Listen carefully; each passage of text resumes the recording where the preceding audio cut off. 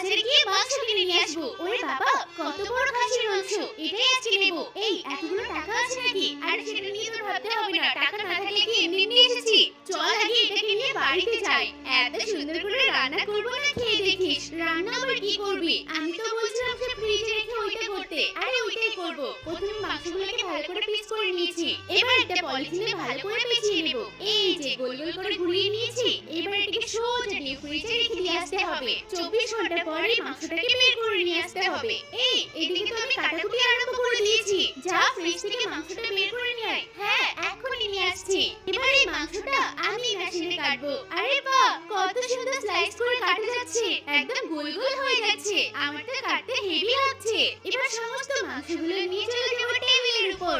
এই এবার দে এর উপরে। এবার মাংসটা যেমন রান্না হবে, মাংসগুলো গরম গরম তুলে খাওয়া শুরু করে দেবো। তুই এবার কি সস বানিয়েছিস আজকে একটু খেয়ে